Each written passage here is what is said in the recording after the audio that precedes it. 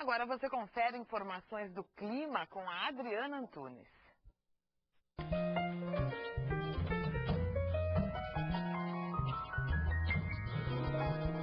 Uma universidade dos Estados Unidos divulgou no fim da semana passada a temperatura global do mês de fevereiro, que ficou 0,02 graus abaixo da média. Este foi o segundo fevereiro mais frio dos últimos 10 anos. O resfriamento deste início de 2011 na Terra se deve fortemente ao fenômeno Laninha, da mesma forma que o calor do ano passado teve como principal responsável o El Niño. Pensando em previsão do tempo, depois do intervalo você vai ver o quanto o clima influencia no processo produtivo da cadeia da uva e do vinho. E na base dessa história está o terroir, o território formado pela união do homem e da natureza.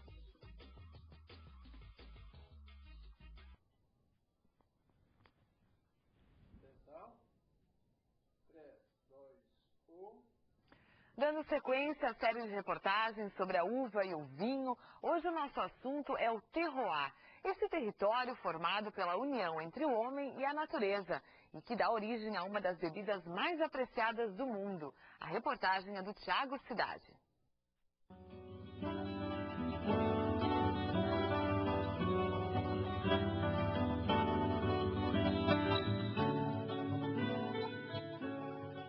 A palavra terroir tem origem no latim e significa território. É uma extensão limitada de terra com aptidões agrícolas, principalmente voltadas para o cultivo de uvas viníferas específicas para a produção de vinhos.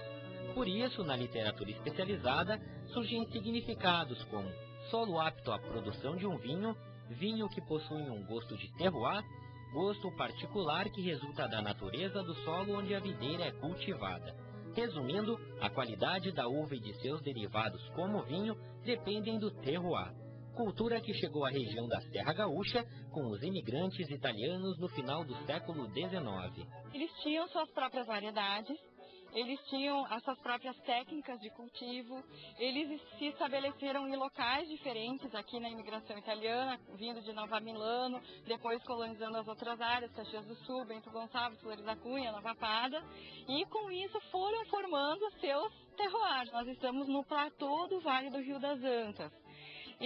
Essa localidade, né, nesse platô, na Serra Gaúcha, né, que é a nossa região, tem condições especiais para o cultivo das uvas. Tem um clima específico, um microclima específico de verões verões quentes e ensolarados, que nem a gente está vendo, né? E invernos frios e bastante prolongados, que dão características especiais às uvas.